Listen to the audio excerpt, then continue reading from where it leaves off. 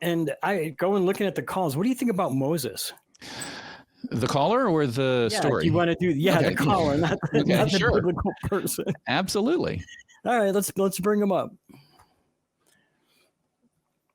Hi, Moses. Moses says God, and pronouns are he, him, from Florida. God is trying to manifest himself in our lives and wants to continue his call from last week. Hi, Moses. How are you? I'm doing great. How you guys doing? Doing awesome. Well. Hey, I would say your audience is real clever with these jokes, man. Like, I'll be looking at the comments to the questions, and I'll be like, man, they're going to have to make me repent because I shouldn't be laughing at these jokes. Yeah, I know. Some of them are pretty funny. Yeah, it's all in fun, right? We can joke as long as we can joke about ourselves, and we're all good. So what's on your mind today? I must admit, I don't remember your call from last week. I wasn't here. So why don't you bring us up to speed about what is it that you would like to discuss? All right. So basically, my main point the message I feel like that I'm led to send is basically that God is trying to manifest his story, his truth, right? That he basically is coming to reunite us through the spirit of love and truth. And that story, that gospel is manifested through everything in this life, right? So it's not about trying to find some mystical figure in the sky that hid himself. It's about how is this God that nobody can know or nobody really knows if it's real, how has he hidden ourselves in our hearts? So basically that's the message that I'm trying to convey to people. Sorry. Well, if this is the thing, and you just use this terminology that he's hidden in our hearts. Okay, if he needs us to know this, why is he hiding it in our hearts? Why isn't he just putting it out there for everybody to see and know? All right. Before we get into the discussion, there's just a couple things I want to say so that, like, because I really want to have, like, a proper discussion when we do this. I don't want to, like, have to rush or, like, I don't want my message to be misconstrued. You know what I'm saying? So I don't want it to be either. That's why I'm asking these questions. Right. So if you could just give me like 2 to 3 minutes to explain the gospel of the kingdom of God, then. Well, no, I can't. I'm not going to let you preach for 2 minutes. No, that's not going to happen. Right? I do have a question that I think is a base setting a question, right? So you called in, the first thing you said is the message I feel like I am led to send. Those were the first words out of your mouth. Right. I think we should start there. Like that's sort of the core of the claim, right? Is that you feel like you are led to send this. So before we get into what the message is that you feel like you are led to send, why don't we talk about why do you feel that way and who do you think is leading you to send that? So pick either one. What do you mean by you feel like you're led to send it, or who is leading you? Okay, so I feel that God has chosen me to deliver this message to people who are wanting to hear the message, right? That's what God does. He chooses people to deliver his message. This is how I feel. The reason I feel is because... Can I stop you for once? Because you're saying things that I need clarification on. Now, you said God had chosen you to take this message to the people that want to hear it. How do you tell who wants to hear it and who doesn't want to hear it? Just by walking up to them. How do I... Well, the message is to be told. If you receive it, then you can choose to receive it, or you can choose not to receive it. So you're going to so you're not taking to your message just to people that want to hear it. You're taking it to everybody. Well, I mean, this is just whoever's on this call. The same way that I was led to give this message, the people who are watching this podcast right now were also led to this podcast, right? Not the whole world is not listening to this podcast. Only certain people at a certain time. Could you define lead then? So let's go back to lead, since I don't necessarily agree that everybody that's listening was led to listen. So let's start with this. And to be clear, I really like your approach here. We're not trying to be pedantic. We have experience talking about these things. And if we let people go on with using a bunch of words that we fail to define, then we might misunderstand each other, talk for 5 or 10 minutes and argue and point fingers, and then realize we're talking across each other. So I'm just trying to understand where you're coming from. So when you say you were led and that people were led to listen, what do you mean like that? What's the mechanism there? So like that, this is why I really wanted to open up with a little kind of message to understand the situation that we're in, because it would make the situation. How about we give you a minute? We can put up a timer and give you a minute. How would that be? That would be perfect. I'm gonna have to rush. Okay, can we get a timer? There you go. Okay, there you go. You got a minute. Go. All right. So basically, the kingdom of God is basically like a friend giving you a mango seed, right? So he tells you all you have to do is plant the mango seed, and you're gonna have a fruit that's gonna be the best tasting fruit you've ever had in your life. And all you have to do is protect this mango seed and protect your own mind from people telling you that the seed will not grow and produce fruit. So years pass, and there's rains and droughts and floods and the winters that go through the tree, but you still believe that your friend promised you about the mango is true, even though people next to you called you crazy and they didn't think it was going to be true, but you still believe. And eventually, after 5 years, you eat from a ripe mango, and it's the best thing you ever taste. I'm talking you drilling out the mouth, and you become addicted to the taste. And so now you want everybody else around you to have that mango, and you want them to plant seeds, and you want to give them free mangoes. But they don't believe you because they haven't had the mango for themselves. And now there's another group of farmers who are creating evil farmers who are creating fake mangoes and man-made mangoes, and they're going around telling people that these are the real mangoes. But those fake mangoes cause pain, disease, and division between people. Okay, the minute's been up, and I'm having a hard time with this analogy because I can actually hold a mango. I can actually smell it. I can actually taste it. And the thing that you're preaching about, that you're telling me is real, I can't do any of that stuff with. I can't see it. I can't hear it. I can't taste it. I can't smell it. Okay. So how do I know that this thing that you're telling me about that has made you so joyful is actually a real thing? Right. Okay. That's fair. So two things, right? You wouldn't know, you would never be able to touch the mango until you go through the process of actually planting the mango. Right? Yes, but I can touch the mango. I can see it. I can feel it. I don't have to plant it first. I can see the mango. Yeah, I think this is a good spot to point out how your metaphor doesn't work, right? Your metaphor, I understand it. I think both Kelley and I understand it. It's a metaphor for the gospel, the testimony, your testimony of your faith and all of that stuff. But you could also use another metaphor for another thing. Like I had a person come to me and say, you need to believe, and the way you demonstrate that you believe is you give me $10,000, and I am going to invest it in a bank account that you can't see. And if you truly believe in it, I'm going to grow that money so that when you die, your children will get $10 million. I don't think anybody would agree that that's a good idea, right? That I need to take it on faith that this $10 million will become available. It's much more likely that this person is scamming me or delusional, right?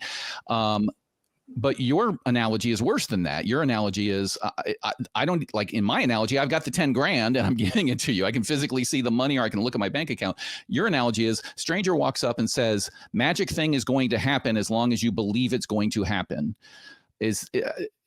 I'm not trying to be pithy or denigrate the belief, but I want to point that out. Is I think your analogy, like Kelley's pointing out, is not accurate, because you don't start off with something that you can see. It would be more accurate if you said, I am going to give you an invisible, substanceless, undetectable mango seed, and you just need to trust that it's there. And trust me, if you believe hard enough that it's there, then it will grow and you will get all the benefits. Do you see the difference? That's fair. So obviously, the spiritual version of the mango seed is not a physical thing. It's in our hearts. It's in our minds, which is what I've been trying to explain, right? It's a parable, an analogy. So but that's what I'm saying is that it's not something we can grasp. It's like saying to me that I'm going to get $1 million in the lottery. You know it. You can promise me that I'm going to win $1 million in the lottery at some point in my life, right? And I'll spend the rest of my life waiting to win that $1 million, and it never happens. And that's like I've spent my lifetime looking for proof of a God, any God, and I've never seen it. So what is it that I can do to know that what you're talking about is a real thing, and not just something that you actually believe in? That's just your thought. So put another way, and this is a good question to ask you: how do I tell the difference? Me, a non-believer, I'm not saying there is no God. I'm just saying I'm not yet convinced that there's any gods. I haven't been presented with sufficient evidence for me to become convinced. How do I tell the difference between you making the promise about the invisible pink mango and the banker telling me to give him 10 million and trust me to magically grow, or somebody who is a Muslim telling me that they've got a invisible pink banana, or a Buddhist or a Jain or a Jew? Like, how do I tell the difference? Which of the magical, invisible, substanceless fruits are actually real? How do I tell the difference? Okay, I understand the question, and that's fair. So what I was trying to, remember, this all goes back to what's manifested in our life, right? This is a easy concept that we learn from life. Everything in life that is born, right? If you think of a tree, a fruit tree, a baby, right? Pregnancy, first, it's a long process that has to endure patience, belief, faith, and growth, right? So is it true? Like everything? Well, where does the faith come into watching a tree grow? Where is the faith involved in that? Let's look at a cicada. Does it need faith to be born, live, reproduce, and die in the matter of days? Like, it's not fast. There's no faith. It's mechanical. Well, here's what I'm saying. Because it's like you guys are asking two questions at once. Like, I would really appreciate if one person would ask. No, actually, it's the same question, really. It's just asking. We're just using two different examples, but it's the same question. Yeah, we're just stopping you before you say stuff that we move past again. Like you said, it's a matter of faith, and we don't see that there's any faith involved in the mechanism of cellular reproduction and the analysis, the processing of DNA as things grow up to create a living being, whether it's a plant or a human being. So maybe you can point out to us where there's faith involved there. Okay, here's what I'm saying. If you were to plant a mango seed today, the only thing that you would get good out of planting a mango seed is eating the food, because that's what's beneficial to you. But you have to wait 5 years, 3 to 5 years, until you can actually eat that fruit. From that process, you have to have faith and believe that the fruit is coming, even though you're going to go through many winters. So I'm going to stop because I think you're not being responsive to my question. Let's remind you of what my original question was. Actually, about the mango. No. What I asked you was originally was, how do I tell the difference between all the different people who are offering me different fruit? And what you're saying is you have to be patient, that it takes a long time. So I think if you were trying to be direct with the answer, you would tell me how I tell the difference. I'm about to do that, sir. I'm about to do that. But I had to bring up that point. That's why I asked for you guys to let me make a clear point so I can show you. I'm having a real I understand your analogy, but I'm having a really hard time with it because just such a bad analogy. But please go ahead. I'll answer the question. Okay. So if 5 different people are offering you things, right? You look at what is being offered. You countered my offer with money, right? My offer. I'm talking about the fruit. I've got 5 people offering invisible, insubstantial, can't see it, can't touch it. You just have to wait, and you just have to believe in the fruit long enough, and then eventually you will get the rewards of the fruit. I got 5 different people telling me one's a mango, one's a banana, one's a watermelon. How do I tell up front who is telling the truth? What method do we have as humans to discern fact from fiction? Who is telling the truth and who isn't? How can I tell that? So what are these 5 different people offering you? They're all offering us a fruit. Why does that even matter? Why does it even matter? We're going to use your analogy. They're all offering us a fruit.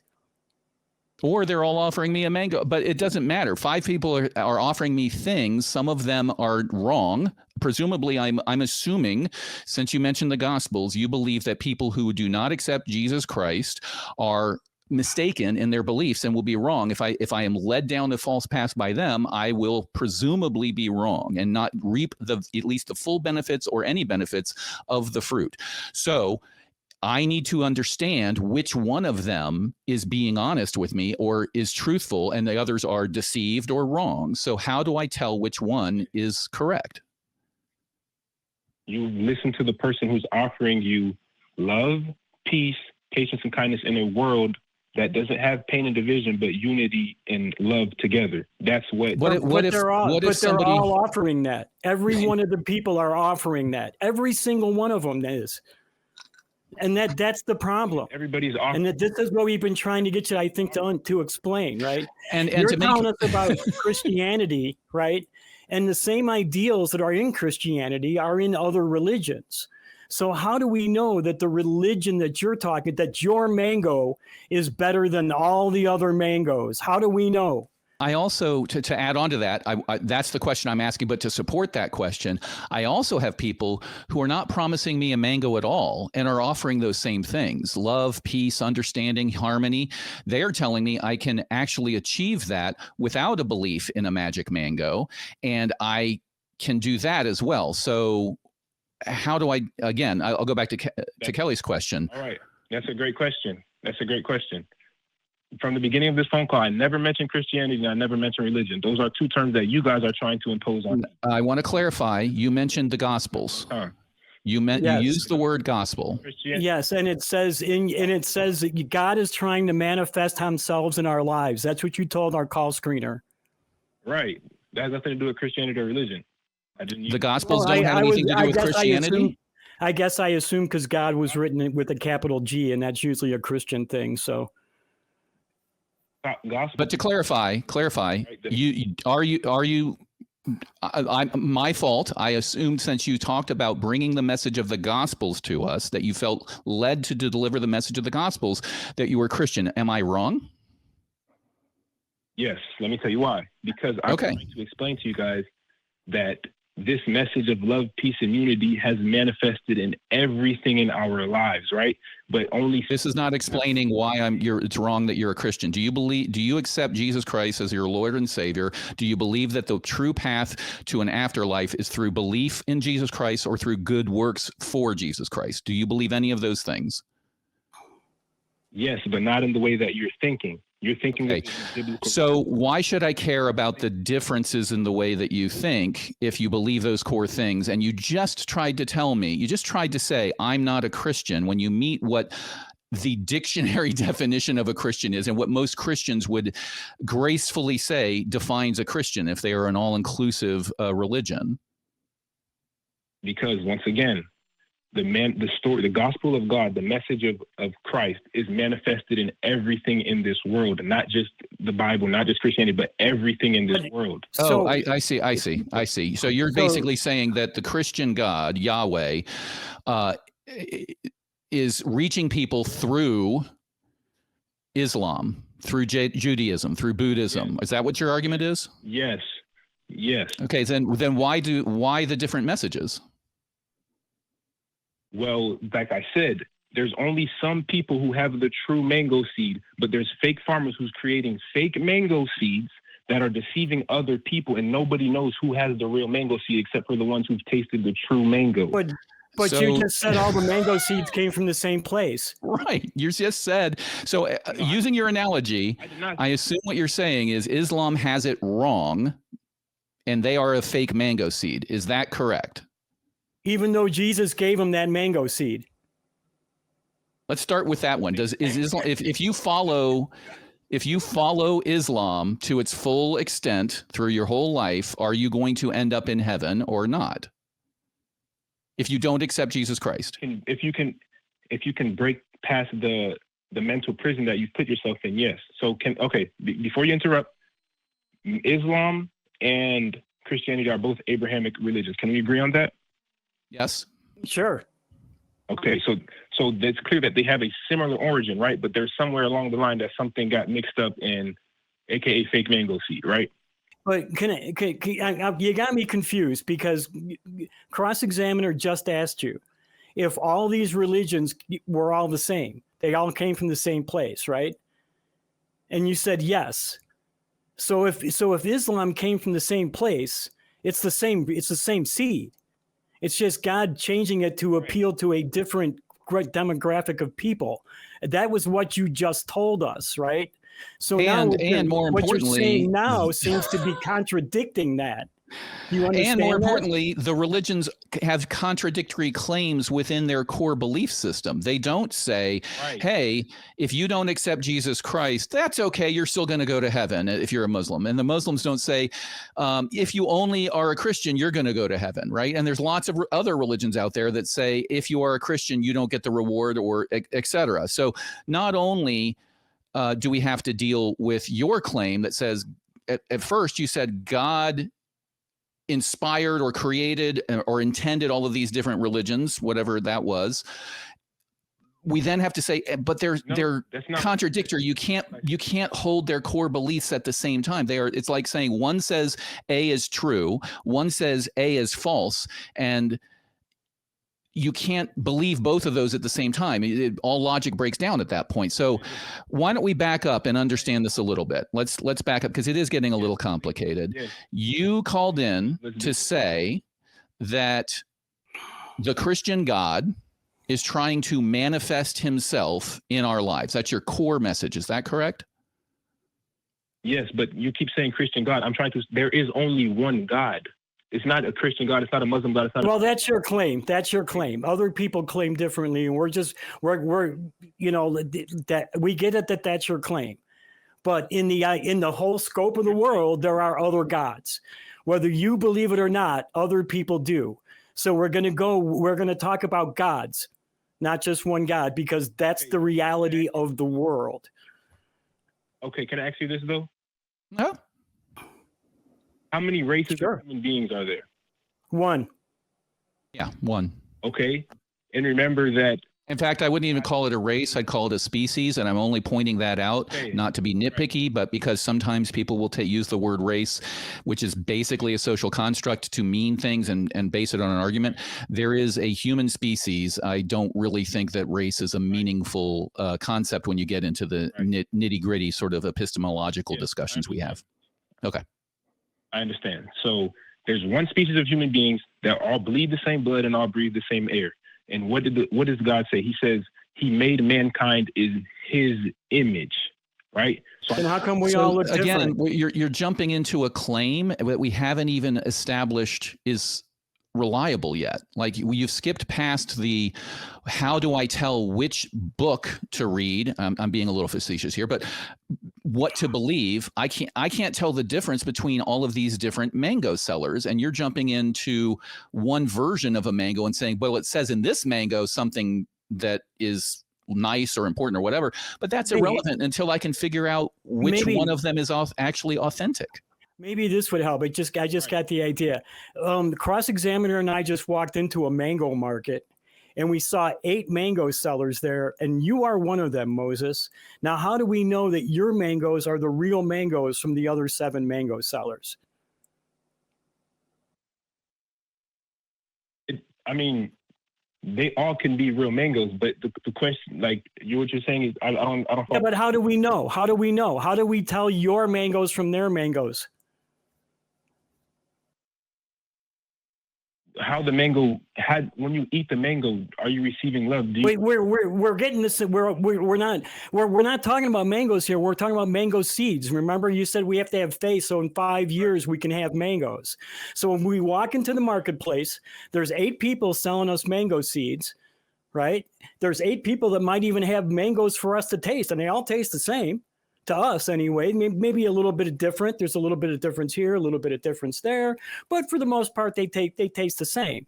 So we only have enough money to buy one mango seed. How do we know which mango seed is going to give us the best mangoes in 5 years? How do we know any of the mango seeds are going to give us the one in 5 years? How do we tell which one? Okay, so this is why I said God has hidden himself in our hearts, right? He has already told all of us what a true mango seed tastes like, right? So when we just No, he hasn't, because he hasn't told me. And I am not only 64 years, and I've been trying to understand that taste and find that taste, and it's just not there. And not only has he not told Kelley, and he has not told me, he apparently has told other people different things, right? Because I have other callers who will call in and tell me that Allah has told them and written on their hearts that being a Muslim is the one true path to happiness and God and the jackpot and all those things. So it returns to the same question. I understand that you have this feeling, that you feel like this is true. Our question boils down to, how can we tell which one, if any, are actually true? And I got to say, you sound like you are really trying to, and I appreciate this. Don't get me wrong. I appreciate this position. We need more sort of inclusive philosophies in this world that increasingly is seeing division on political and religious sectors. I appreciate a worldview that is trying to be inclusive. But what you are trying to do is, I think, trying to make your God sort of less meaningful by making it more inclusive, by saying, well, God's, and correct me if I'm wrong, there's many paths up the mountain. Some people come from the north, some people come from the east, west, south, all of that. But eventually they're all going to end up at the same God. Do I have that right? I mean, we've been on for a while. I want to get to the core here. Is that what your general philosophy is?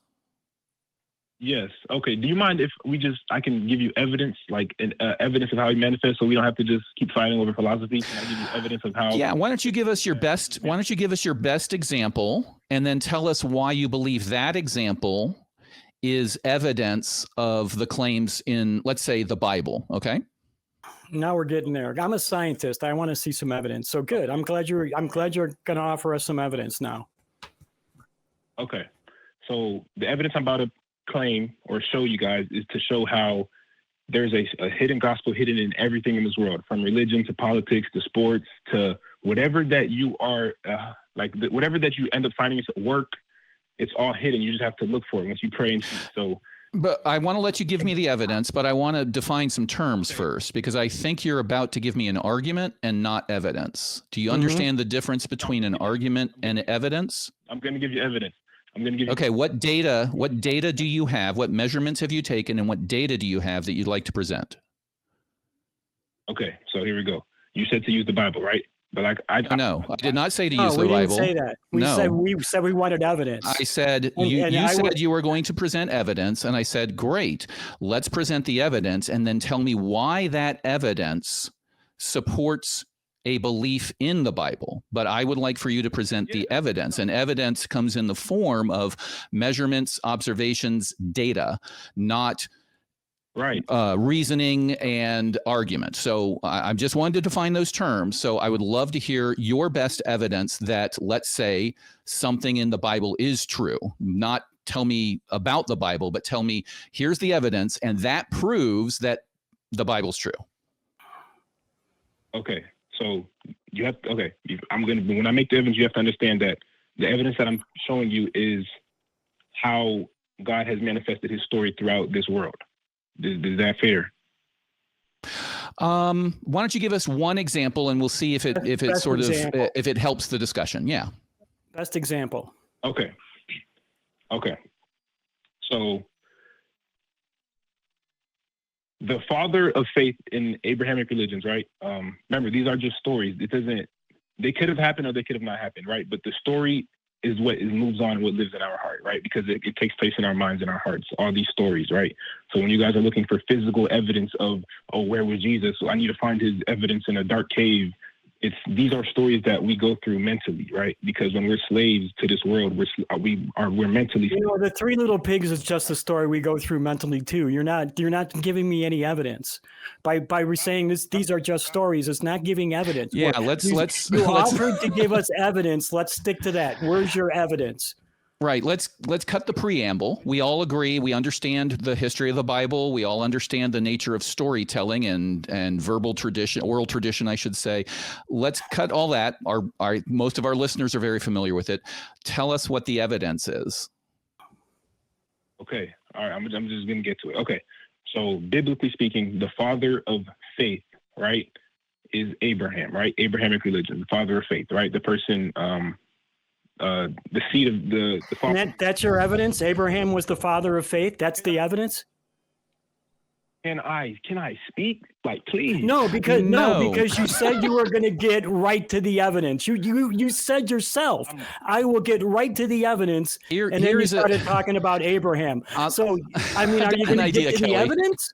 Let me model how a person who is genuinely interested in collecting evidence would present an answer to some sort of question. If somebody says, how do we know how old the universe is or the earth is?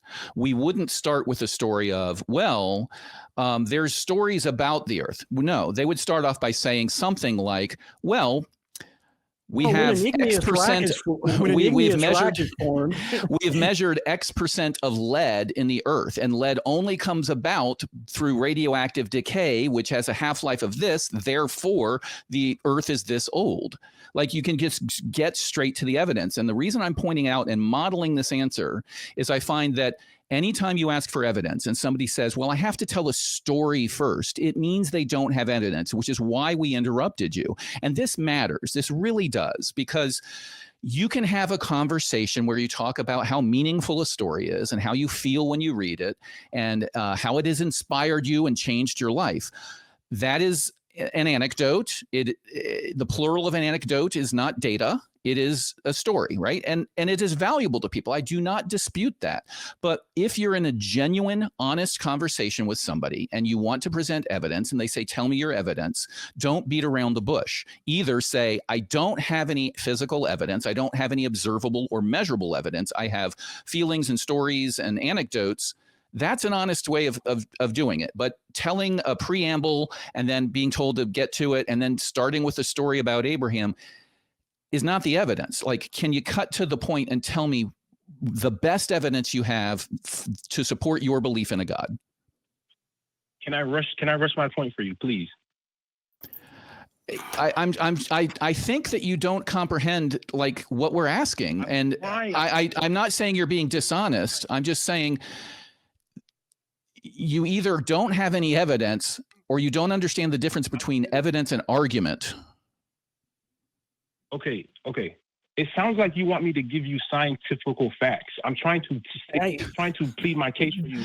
What other type of evidence is there other than measurable measurements you can make or observations you can make that give you data? What other type of evidence is there? Evidence isn't a story. That's not evidence.